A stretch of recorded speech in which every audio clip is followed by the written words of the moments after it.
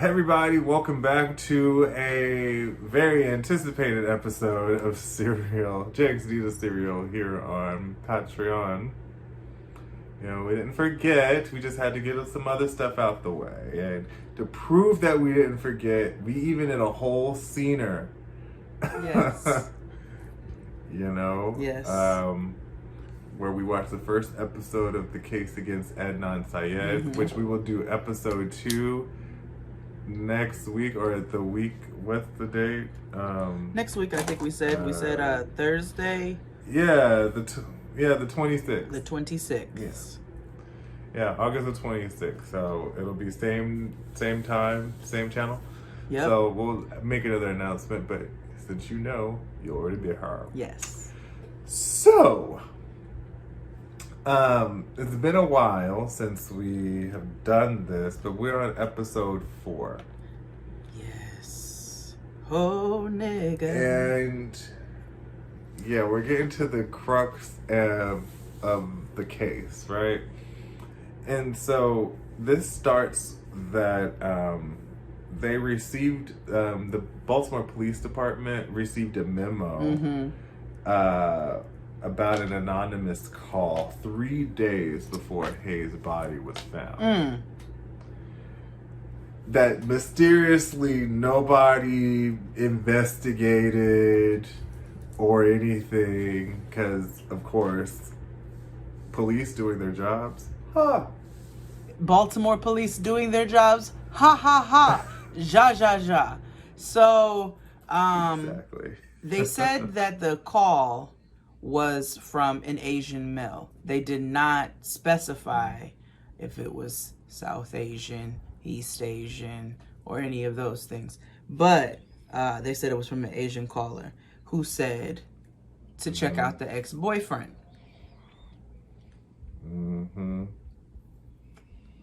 And it was very sketchy to me. Absolutely. Because then the anonymous Asian guy calls back and said to ask about Adnan's friend, saying Adnan was going to drive her to the lake or whatever.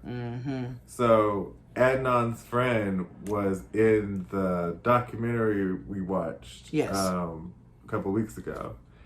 And it was just all so strange. Like, why does this anonymous caller know all this information? And they couldn't trace the call. You're a little too close. They couldn't trace the call. I don't believe that either. I don't either. That's what they say. But they said they couldn't trace the call, that it was from and whatever number. Listen, you can't tell me that phone tapping brought down a whole president of the United States. Y'all can't trace no little bit of anonymous call. It's the call to the police department. Why wouldn't they have taps and shit on there? But they say they couldn't test it. They couldn't find it. Who called? And they never mentioned this person again. Well, that nigga knew too much. So, which is why I think it was her brother. Yeah, her brother has a weird... I think it was from the documentary, if I remember, but we'll get to it because we're all going to watch it together. But I feel like her brother had a... Now, I don't know if that was also just how he emotes and processing the loss of his sister, but it just was kind of a bit of a strange energy for me, from what I remember, but I could be wrong. We'll see again. Right. But like the anonymous caller talked about, they go look at the park because that's where they used to bone Adnan and Hay. I gotta be honest, there is a lot of hyper focus on the sex lives of these two teenagers. Yeah, a little too much actually, because while their relationship needs to be examined, or I don't know, while it needed to be examined for the case, it also I don't like, there doesn't need to be so much emphasis on what they were doing sexually. It gets to be pedophilic. It's a little too much. Or I forgot the word, but it's something in the Elic area. And it's not right. It's weird. Pedophilic is before, I forget what age, and then adolescence. I forget what it's called after that, but it starts with an E. But anyway, I say all that to say, I don't think we need all of that in examining the story. Now, it would be one thing, honestly, if Hayes' diary was like, we were rabbits here and there and everywhere and blah, blah, blah. And that was literally all anybody talked about. But it just seems like certain people want to put emphasis on it. But when Adnan speaks, he's not really focusing on their sex life. And when you read when they're playing excerpts from her diary, which was very creepy in the HBO documentary with that voice. With Drag Tots. Yeah. Yeah, Drag Tots voiceovers. Like, this is weird. But even then, it's more about the feeling than it is about the physical. So I feel like it was too much emphasis on that. Right. So,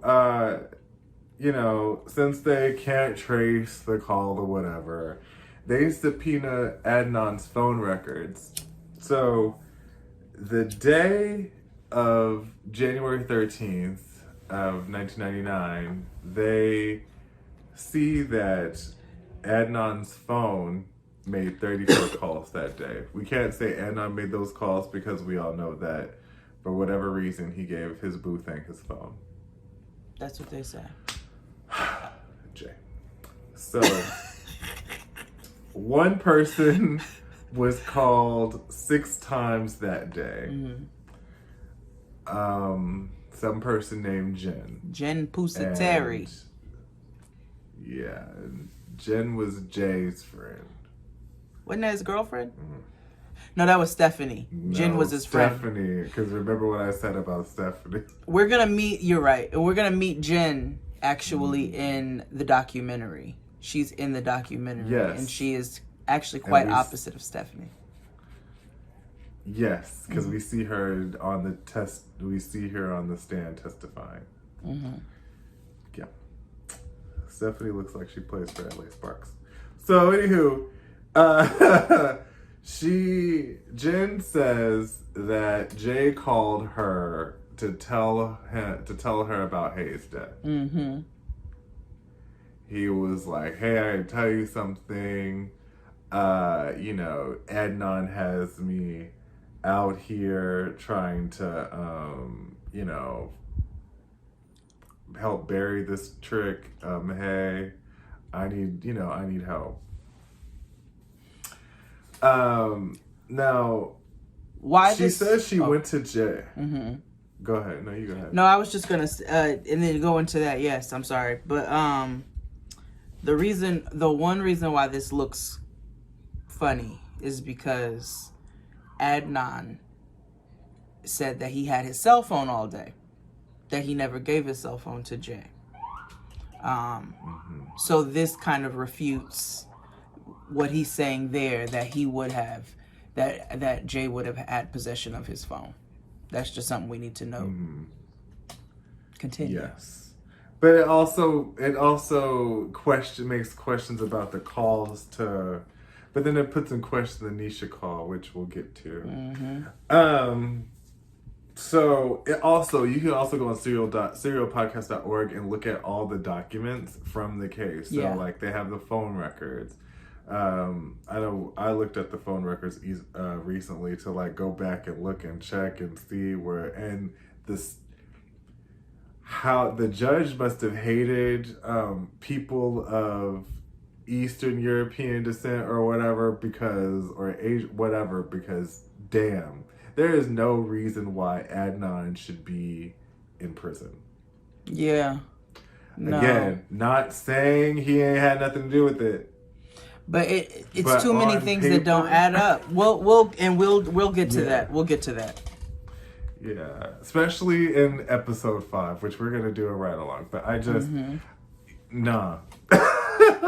Every episode, I'm like, how? There's some racial injustice going on. I don't know, man. So, remember we talked about before how they used the phone records to find all these people. Mm-hmm. And that's when they found Jen first. And they went to her the cops did, and right after that, Jen went to Jay and said, "What do I tell the police?" And that's when all of a sudden their stories started sounding exactly identical. Because next time they see each other, she gets a lawyer. Right. And what I've learned by watching all these cop shows I do, like on The Closer, like as soon as somebody gets a lawyer, some shit went wrong. Yeah. Yeah, I don't need all that. Right. Like if I don't need a lawyer, that means my truth is solid, nigga. Okay. You know what I mean? Like no, I was here and that is that on that. But a nigga says they need a lawyer. And what if Jay and Jen did it?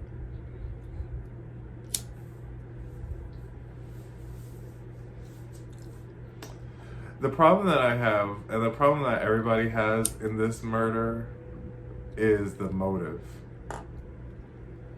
I can get you with the Jen and Jay, sure. I just don't know why. Right. I don't know. I can understand why. Maybe again that theory I have that I told you about. Maybe again I don't want to make this gay because of me or whatever. It's just like maybe they were doing something that looked sketchy and she found it and it made them uncomfortable because again their relationship, Jay and Adnan's relationship, is a little. It is weird. A little. It is strange. Yeah. Yeah. Yeah. It is. It is, and I'm not saying it's sexual. I'm literally not even going in that direction because I have no clue. But it's weird. Their relationship is weird because they're not. Neither one of them proclaim to be friends with the other one like that. But something like this is so intimate and so involved that it just doesn't make any sense that you would. I don't know what the word is, what I'm looking for. But you'd get somebody to come along and help you out to do this shit, get an accomplice that is somebody you just like, oh yeah, but I don't really know that nigga like that. What? Nigga, if I'm murdering a nigga, I'm not. But if I'm murdering a nigga, you better believe I'm calling my absolute closest and best to help me figure out the situation. It's not getting ready to be some nigga I know in passing. Yeah. Yeah, that's way too much me and you for me to just be casually like my coworker. You know what I mean? Yeah, nah. Like for you to just be like, hey bitch, come help me bury this dead body. Oh, okay. Right. No. And also, this whole story, and this is also a thing that I want to challenge Robbie on and Adnan. I used to smoke weed in high school, right?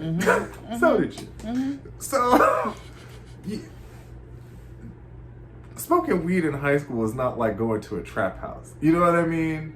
It may not be as social as how you and I imbibe currently. Well, not currently, no. But I just can't imagine if you're a high school student, you have to have a level of trust to ensure that this person is not going to tell your strict religious parents that you smoke weed. Well.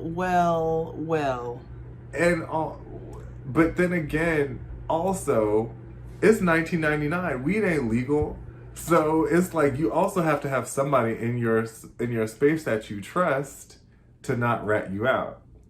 Yeah, you do have to. Because but I also with the quote unquote sketchy character that Jay that they claimed that he was. I don't see teenagers do stupid stuff, right? Just period. Like you did, I did. Teenagers do dumb stuff. That's just what's written. But also, so I don't know if they're always weighing all those pros and cons. They know somebody who's gonna flat out snitch, and they're like, I know not to do nothing around this nigga.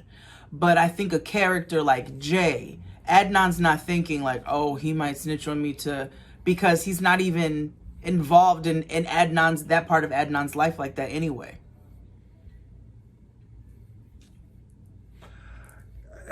I just there's so many aspects of their relationship that lead me to believe that their relationship is way more than it has led on to be. And Rabia is very protective of Adnan, and she can't see past her nose sometimes. Mm-hmm. Especially when I was re-listening to Undisclosed. And it's like, yes, Sarah did some white woman shit throughout the show, but facts are facts too. And it's like, well, wait a minute. Well, Rabia You know is what I biased mean? Like, because she's, from day one, she's like, Adnan didn't do it. Adnan's part of my community. That's my auntie's people. Yeah, so she's gonna advocate, just like a black mother, auntie, grandma. Like, she is just gonna be on Adnan's side regardless, but it does create a level of bias. Sarah, I am listening to this a bit with different ears. I mean, we've always known she was a white woman. And so, you know, that just presents itself more and more as I listen. But also, I mean, they got as thorough as they could, but there still was a tinge of bias because she had a crush on Adnan. So, but then also there are the facts, evidence, lack of evidence right in front of us, where the average person with common sense would look at some of this stuff and say, this don't add up.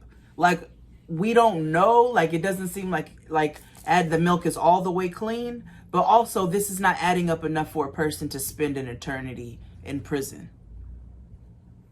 Because there is no motive anywhere. And the only person who outside of Don, he does, and we don't even know what his motive would have been, but it still looks funny that his mother was his alibi and he was the current boyfriend and all these different things. So it's just really a very murky case in general. Yeah. And there was never clear enough evidence for somebody to spend an eternity in prison.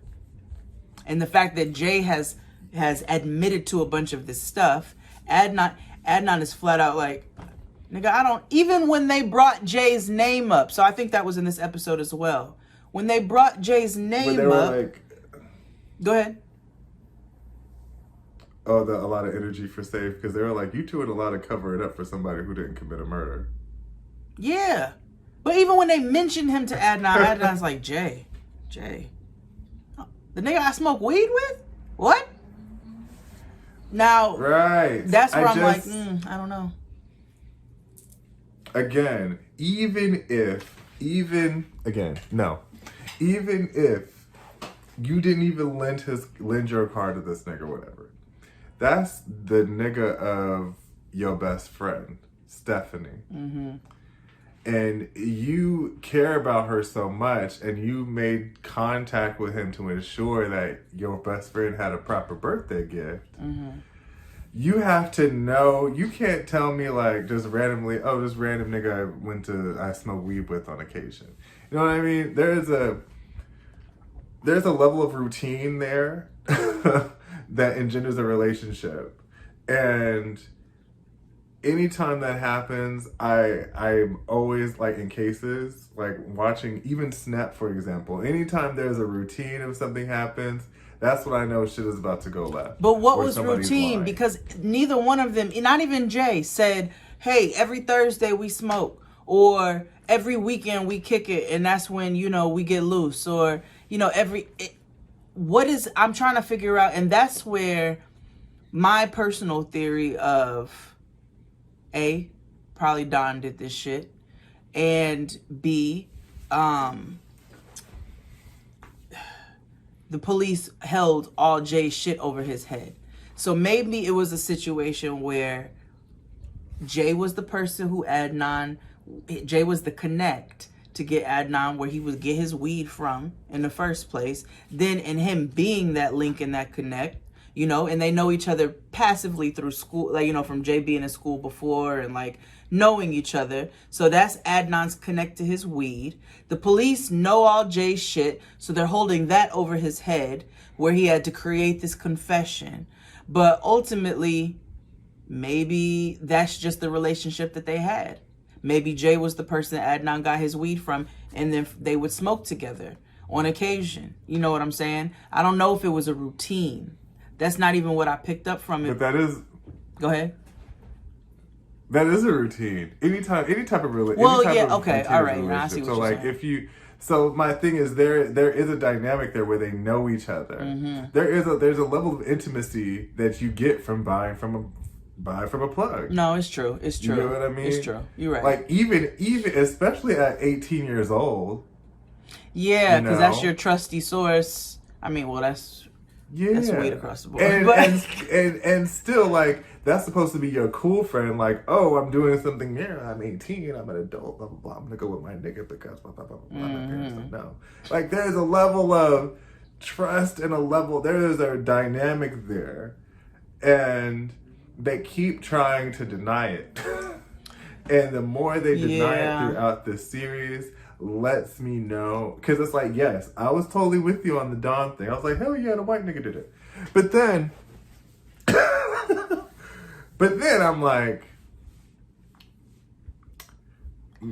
I'm thinking about my relationships with like my past plugs, where it's like, you know, some of them are. You also have to take. Go ahead. Think about there is a different dynamic between you as a woman in a plug and a man in his plug. Is it? Cause and you also didn't have the idea of like, I need to cover up shit either. Yes. Because in my head and the whole time I'm thinking like, okay, yeah, it's a plug, yada yada yada. But also I'm in high school too. And I gotta worry about my parents showing up to prom because I actually went to a dance. Like, there's gotta be some, like, I get it. There's kids who do sneaky shit that parents will never understand as a teenager. Or they'll never know. Yeah. I totally understand that. But I also they made it so clear in this documentary and the first few episodes that this community is so tight. So you have aunties, uncles, aunties watching you, because not that Muslim community just don't live in that neighborhood of, you know, they're all over. Yes, all of this I think I was speaking to the familiarity that you were talking about, like how you can be cool with your plug, but like. No, I agree that. And even be cool to the point where y'all might smoke one together and then they go on about their business. Then there are some plugs where it's like, I'm literally just getting this and I'm going about my business. I feel like that there is that, but then that familiarity where y'all will even smoke together, y'all don't really hang outside of that. Y'all don't really, you might not even, you don't know this nigga's real name or last name. The most I learned about one of my plugs was that he had a kid. Because he told me, and then we would like have a kid talk for 5 minutes, and then he would go on about his business. We were cool, but I didn't know that nigga like that. I knew that bit of information. Are we saying the same thing? Anyway. Yeah, maybe we are. I don't know, my I'm thing confused. is just like, yes, I agree with you in the sense of like, yeah, you don't necessarily have to have a full-on intimate relationship with somebody just to smoke with him. I get that. You don't have to know the intimate especially details. when you're young. But I get that. But also, the fact that we know is that this nigga had his car. Right, and that is where, him having his car, the phone situation, like that, they clearly had more going on than what they said.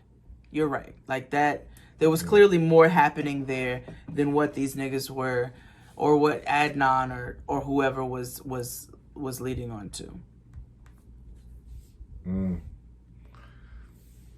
Okay, that's fair. So, where were we in this story? So then, Jen talks about how she picks up Jay from the mall after they buried the body. Yes.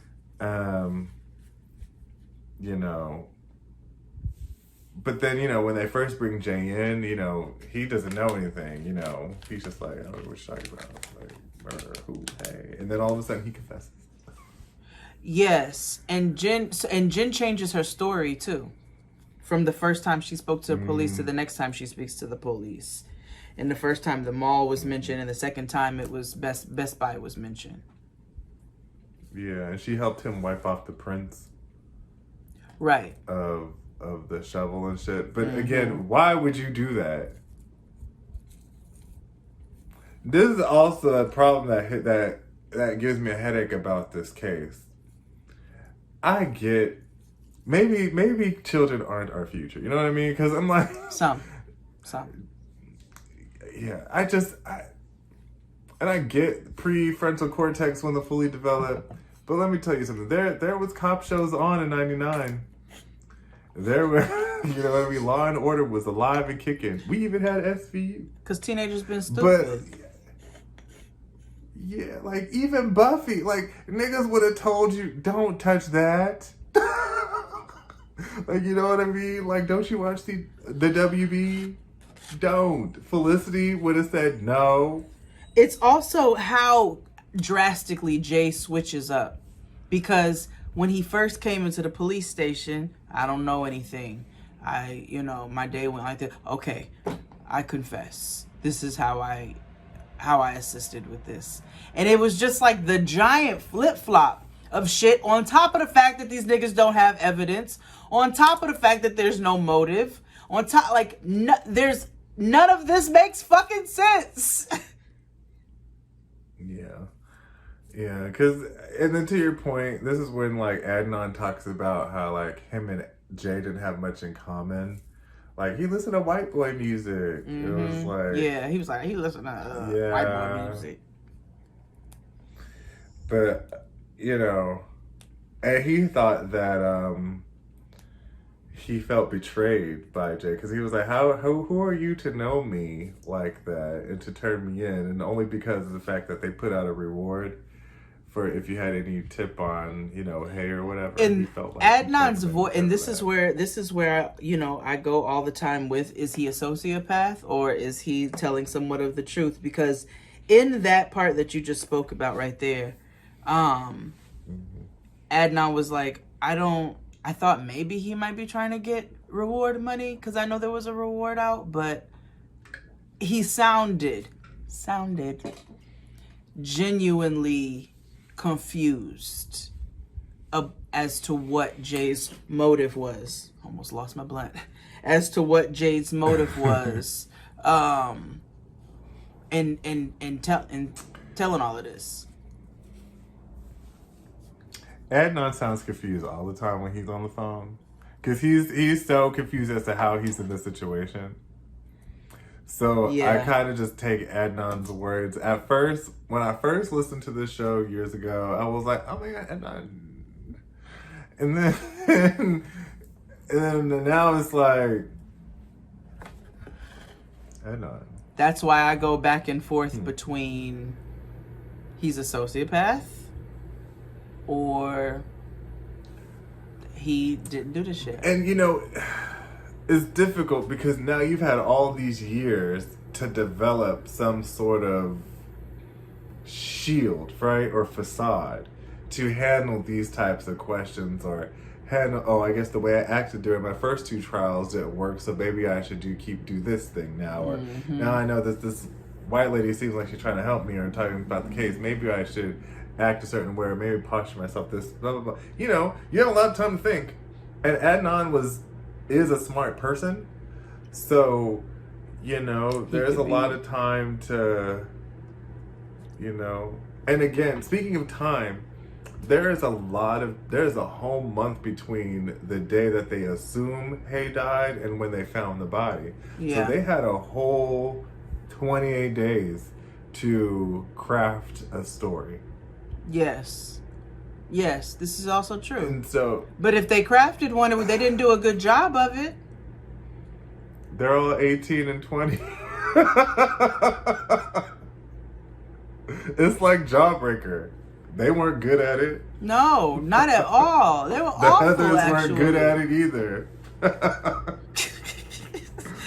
I'm like, shit. Yeah. If these niggas really did craft up a story in that time frame, they did a horrible job of coming together. Because this is a goddamn mess. So this is where, this is also good to point out that you and I both have this note about how when white people have foreign names to pronounce, it's always super like disrespectful. Adnan. These niggas said Adnan, and then sometimes they say Adnan. So that's how I know they was doing that shit intentionally. Oh, let me tell you a quick story. Aside from cereal. So I've had like really bad shoulder pain for like the last several weeks. Like it's been really, really bad. I had a pinched nerve over here some months ago, so I thought like last year or 2 years ago, I don't know. But I thought maybe the same thing was going over here, but it was still kind of a different pain. So I go to my masseuse. My masseuse is this old Chinese man named George. And so I go last night, and when I tell you I am in immense pain right now, so what I ended up having was several muscle spasms from my shoulders all the way down into my forearms. So he had to like get to the root of that, which means that is very painful. I'm all bruised up. I'm swollen. I'm like all swollen and bruised. So anyway, so after my massage is over or whatever, and me and George chat. Like that's not the Serene spa massages that I go to. George is for like work. So we chat. We have a relationship. And he'll, ask me about Noah. I'll ask him about his daughter, because George, even though he's old, he has a 6-year-old daughter. And we just, enjoy conversation. George, what you got for the rest of the night? Because I always go to George late too. I go to George like 7 o'clock. So I'm like, am I your last one for the night? He's like, no, I have a guy who comes in at 11 o'clock. He's a doctor and blah, blah, blah, blah, blah. So he had an 11 o'clock that night. So I'm all done. I change. I come out of the room or whatever. I'm paying George. It's a very small place. This is not like a cute place. This is, like I said, this is not Spa Serene. This is like little rooms, and you go in there to get work done. So we're in the little lobby thing, which means you're right. All of the rooms are right there. And I walk out, and it's this Tony Soprano looking nigga. Big old bald-headed white man who looked like he came straight from Staten Island. So I go around him because he don't have no mask on. And so I sit on the chairs, and I'm waiting for George to run my card and stuff. So George does not come out with me. He stands off to the side, and the man goes into a room, and he's dealing with one of the other masseuses. So the guy is like, go ahead, you get changed, and I'll be in a moment. Let me know what you want to work on. And the man's like, oh, is George here? And so the guy's like, I'll check. Because you could tell George was trying to stand back. He didn't want the man to see him. So he's like, I'll check. But then the man like pokes out enough so he sees George. And so George is like, oh, hey. And that's when I knew, I picked up on all of it. This nigga really don't want to massage this nigga. So he's like, hey. Mm-hmm. And the guy's like, hey, you really helped me out last time. Do you happen to be available? And George is like, no, unfortunately, I'm not. I have to leave. He's like, I got to go tend to some family stuff. This is my last one for the night. Mind you, again, George got an 11 o'clock later. So he's like, no, I'm not available. He's like, but don't worry. He'll take good care of you. You'll be good. So the guy's like, okay. So he goes into the room. He's a big old asshole. He goes into the room, and, the masseuse is standing out where me and George are standing. And the guy yells out, hey, George, can you translate and tell him that I have sciatica in my left arm? George turns to old boy and says, he has sciatica in his left arm.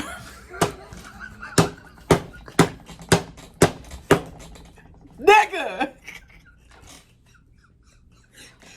If that white man didn't hate black people before that day, the way I hollered in that fucking massage parlor, I was like, ah! And then George looks at me and laughs, and we laughed together. Oh my God. Was the best thing to happen to me yesterday. Oh my gosh. And the man's like, oh, you speak English. I said, you've been talking to him this whole fucking time. When you asked for George, what's wrong with y'all? What's wrong with them? What's wrong with y'all? We don't have that time. We don't have that kind of time. You right. You right. With white people. You right. You right. You're absolutely right. But Oh anyway, my gosh. That was amazing. So I had to share that with you. Now Jay does mention police brutality a little bit. And he mentions in this idea of him not wanting to go to the police at first because he knows how they treat niggas in prison or with the police department. Which, Yes. valid. Yeah. He said it and I was However, like, exactly.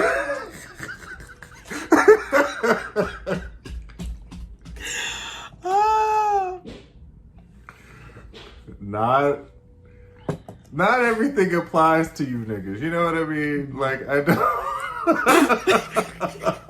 Not everything is applicable. You know?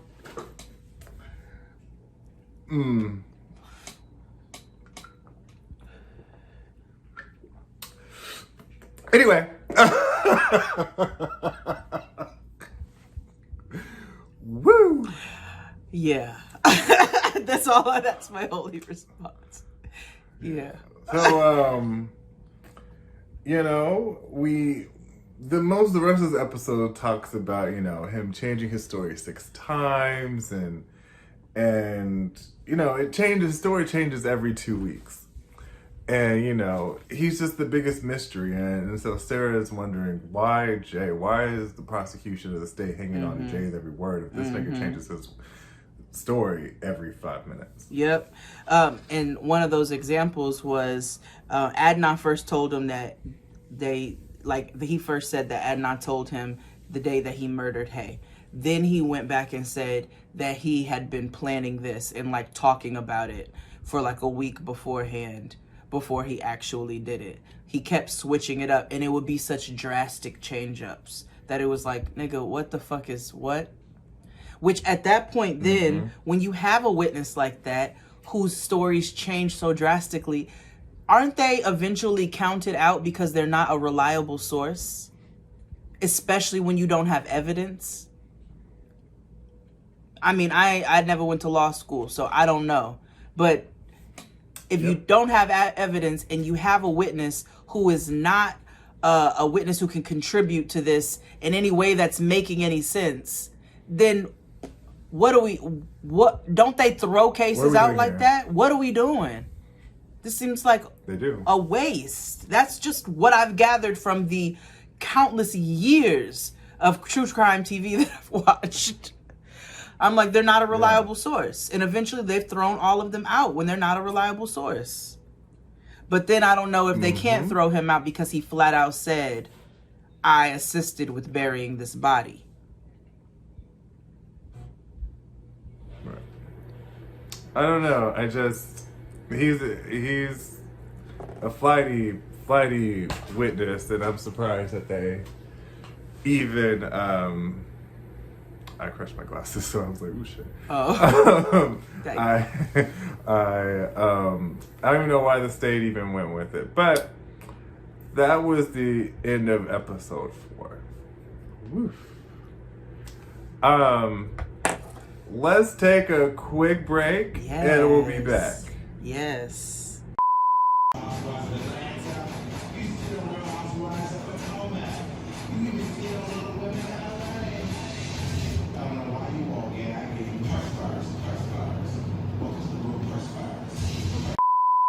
So, here we are at episode 5, and a lot of the episode 5 of Serial is about the ride along. So Sarah and her, white brigade hopped in the hoopty and did the car drive that Hay took the day that Mama went missing. Mm-hmm.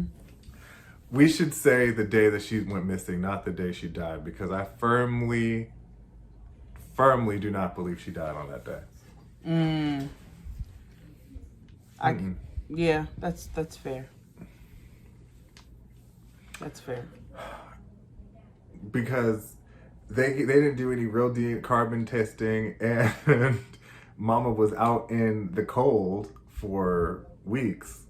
And that's even to assume that she was just put there, that day. She's been out there for a month. Maybe she was just put there the day before. The only thing that we don't know. So, from watching much true crime, I know that it's generally more common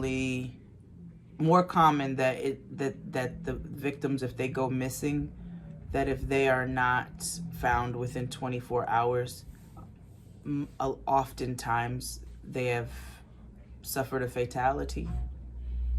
But that's not always the case. So it is because of what you say, with them not doing research or investigating properly or having, everything that they need from the autopsy, or reporting whatever from the autopsy. We don't know if she was somewhere else for several days beforehand. Right.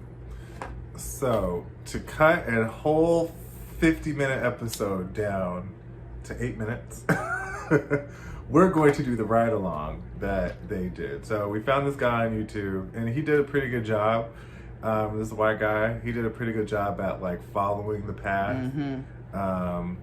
And kind of just counting and just to see what the shit is like. Now, granted, he did this in modern times and not in 99, so things are, obviously different, traffic and stuff. But the sentiment is still there, because even Hay and her, her producer couldn't even finish it, you know? So it's something we'll try and see what, what's what.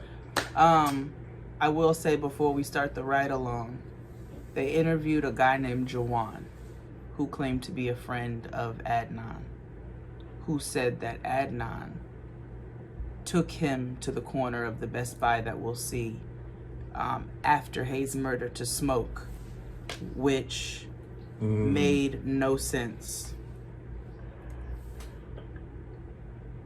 So, it also, that goes back to what we spoke about in episode 4 with them.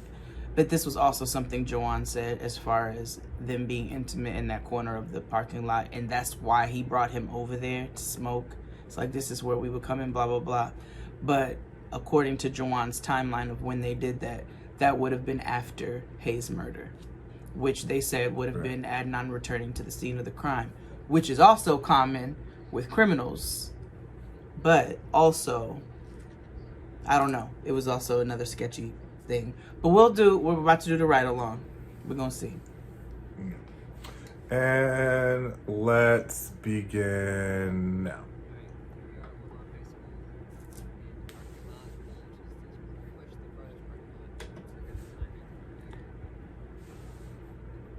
It's pretty.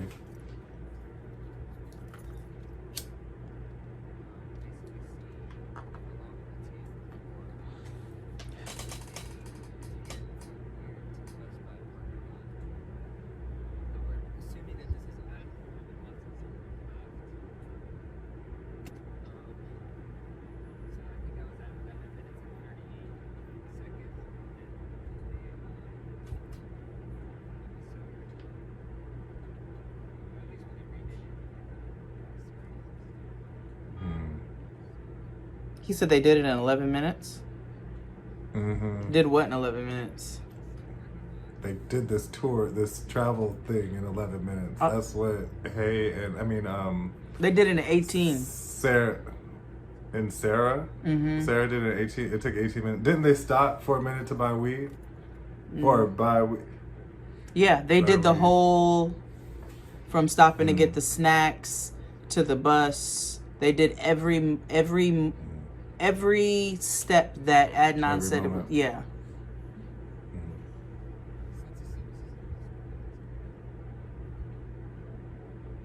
Because remember, it was supposed to be 21 minutes between all of this, including her murder.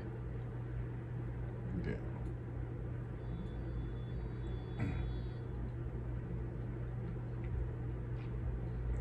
So I could imagine there'd be way more cars here.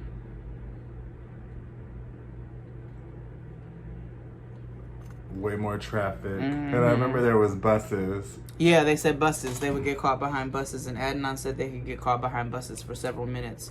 Sarah and them got caught behind buses for like 5 minutes or something.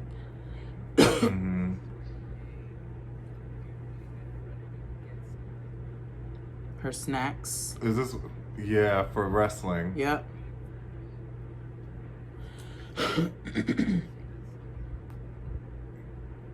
Okay, he's just going through the thing, and he'll attack on the minutes that they said took her. Sarah ran in, or her producer ran in. One of them ran in and actually.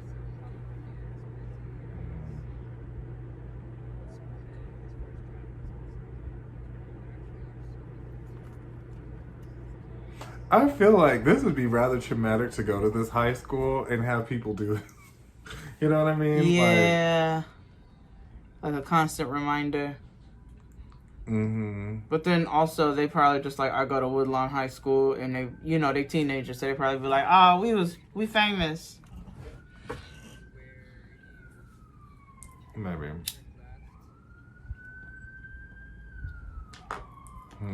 Because you have to imagine, they are very far removed and detached from this murder. This murder happened in 99. It's 2021. Like, those kids are not, they probably hyped to be a popular, you know, known from Serial, if they even know anything about that. And then they probably know about it, and that's it. I only say why that's creepy is because of the fact that, like, high school is a war zone, you know, with school shootings and stuff like that. Yeah. So I feel like this would be exasperating, you know what I mean? True. Like the heightened of, there's already been a murder on my campus before. True. We're already on high alert for, you know, niggas shooting and shit. True.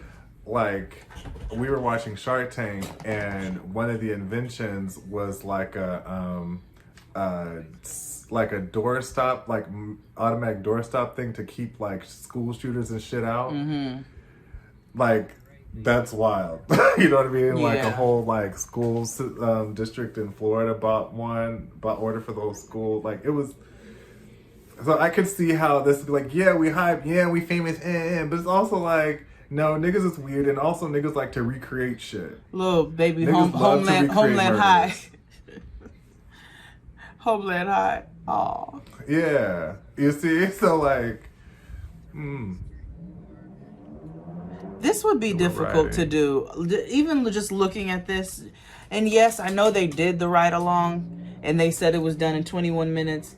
Nigga, to go through all of that and kill somebody, and all, so far from what I'm seeing and driving on this street, you can't do all this and kill somebody in 21 damn minutes. No, and strangulation, that shit, like, you gotta have some big ass, strong ass hands for all that good stuff. And this thing was just 18. Like, None of this makes sense. And this is supposed to be done at 2 p.m. Look how clear as day the shit is. Like, I got robbed in the middle of the day. This is also true, but you were in the Bronx, and it's lawless there. Yeah. Well, this is also Baltimore, and it's lawless here.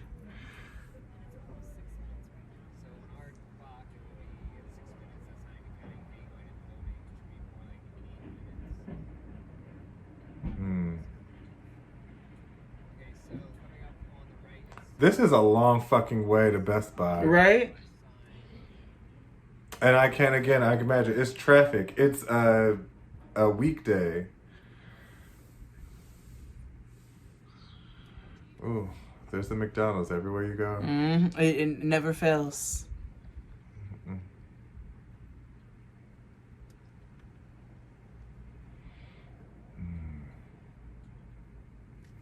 If listeners, if y'all live in Baltimore, you know, do a video. Let us know. Do it. Do the black version. Oh, we'll feature it. Yeah. Yes. If the listeners give us a black version, send it to us. After you just Give told us the niggas it was whole traumatic for tour them to go to the high description. school. I did.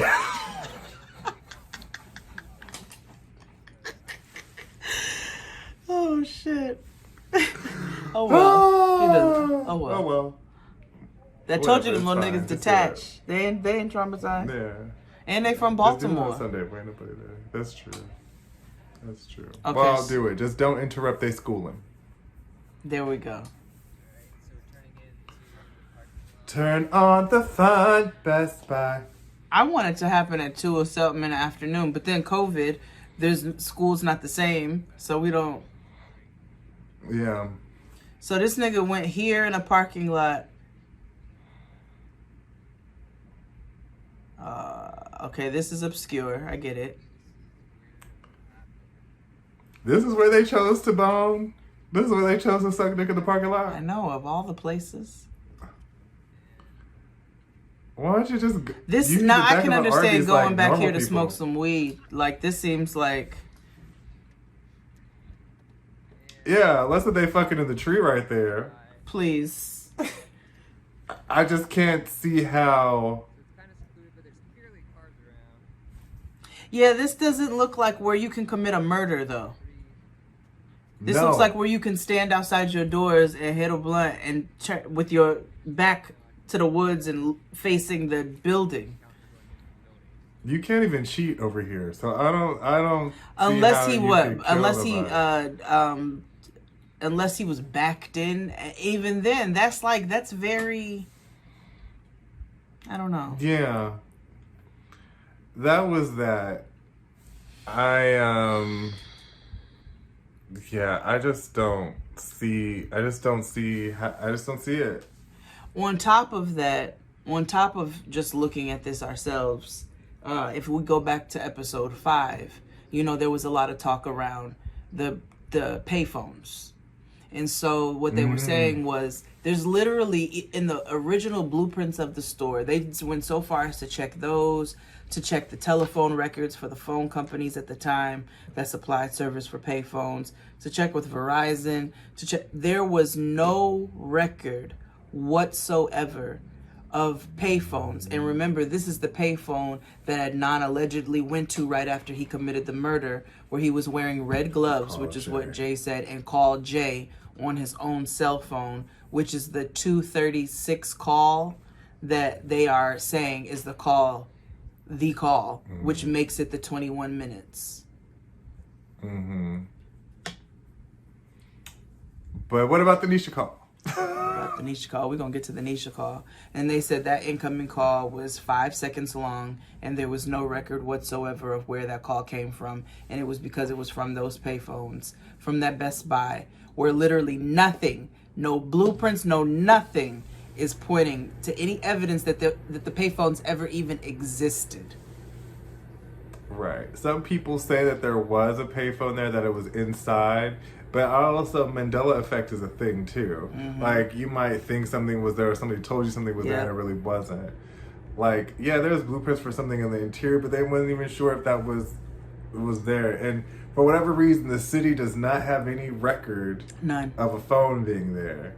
What if the police told Jay to say that he called him from a payphone, and they were the ones who fucked up because they didn't even check the records to see? They would just assume, everywhere has a payphone. So they just assumed there was a payphone, and this is really the police fuck up. Yeah, I agree with that. I agree to that. I agree with that. But ultimately, Sarah and the producer did the whole thing, including running in to grab the snack, leaving however much time for the actual act. They did it all in 22 minutes and 2 seconds, which left a minute and a half, literally, for Adnan to have committed the strangulation. Which doesn't make sense because they would have to have some sort of like conversation or no. And this was their narrative Like, how long does for it take making to- that 236 call work for the overall case.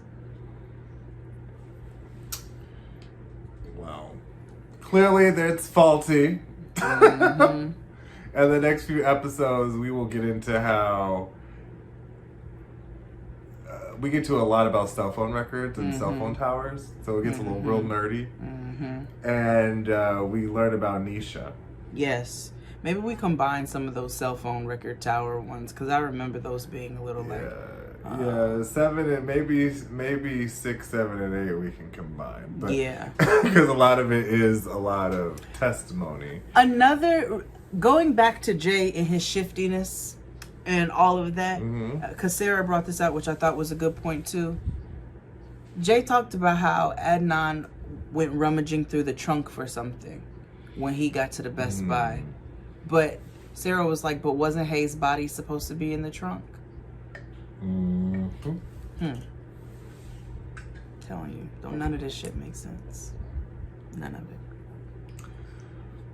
That's all I got for these 2 episodes. Same. But we will see you all for 6, 7, and 8. And next week, don't forget, on August the 26th, at what time did we do it? 9 o'clock Eastern? 9 p.m. Eastern, 6 p.m. Pacific. We can't record them. You've asked several times, and each and every time I tell you no.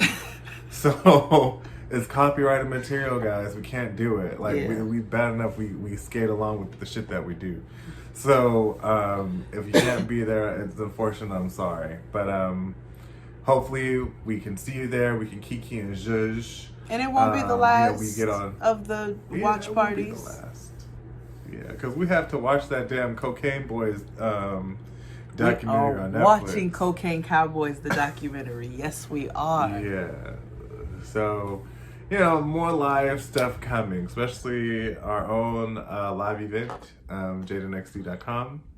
RSVP. Even if you are on Patreon, we need you all to go to JadeandXD.com and RSVP because these are 2 separate spaces. Yes. When you go to the site, it'll say if you ask if you're a member of Patreon, make sure you click yes because that means you will be put in a file to get free shit.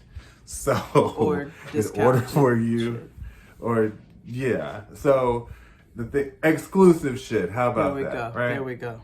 So, if you want that, you need to sign up to JadeandXD.com.